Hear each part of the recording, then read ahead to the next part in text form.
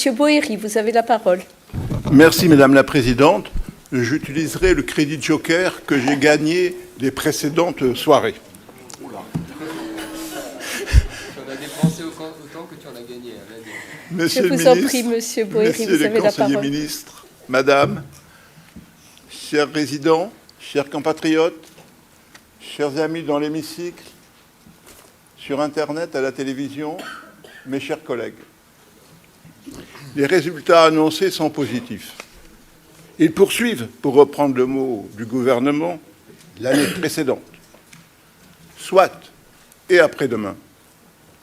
Toutefois, je le répète, la partie liquide du fonds de réserve, en hausse en valeur absolue, masque une baisse forte de son pouvoir d'achat.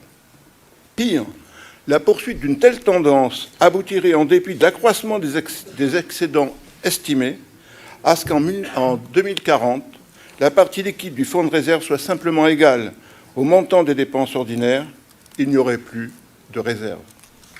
Le gouvernement oublie clairement les générations futures.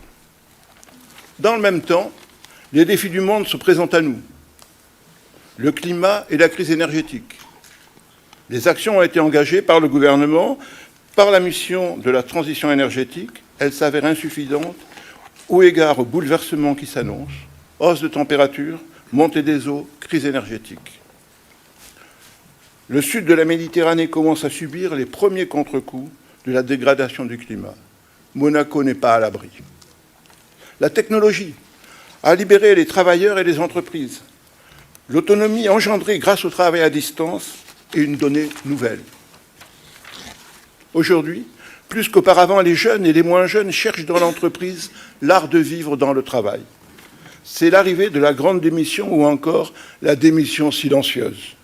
Les jeunes n'hésitent plus à quitter leur emploi ou ne pas en faire plus. De fait, le travail à distance remet en cause l'occupation des surfaces de bureaux. À Paris, le quartier de la Défense en est un symbole très fort dès maintenant. Si le télétravail a un impact positif sur le trafic, il importe d'anticiper et de définir les emplois nouveaux à créer et demain, et surtout sur place. Par ailleurs, avec le télétravail, le monde entier devient concurrent. Le temps réel n'a plus de limite. Les excellents résultats de nos élèves ne doivent pas masquer que l'éducation à la française perd du terrain. De plus, ces nouveaux pays renforcent leur propre attractivité. Comment Monaco pourra renforcer sa propre attractivité? À court terme, le choix d'il y a bien longtemps va se maintenir. Pendant combien de temps encore? Enfin, une crise économique mondiale approche simultanément. La dette des États, la hausse des taux d'intérêt, l'inflation et la récession mondiale qui arrive risquent de bousculer l'ordre établi depuis la dernière crise de 2008. Je n'ai pas brossé un tableau pessimiste, simplement un tableau réel et actuel. Dans ce domaine, le gouvernement poursuit et maintient sa politique.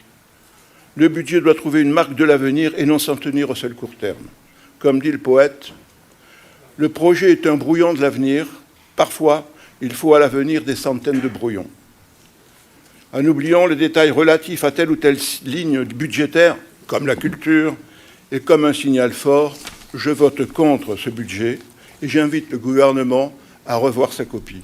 Je remercie également l'ensemble des acteurs du Conseil national, qu'on voit ou qu'on ne voit pas, qui nous ont vraiment été d'une force forte pendant toute cette mandature. Je vous remercie.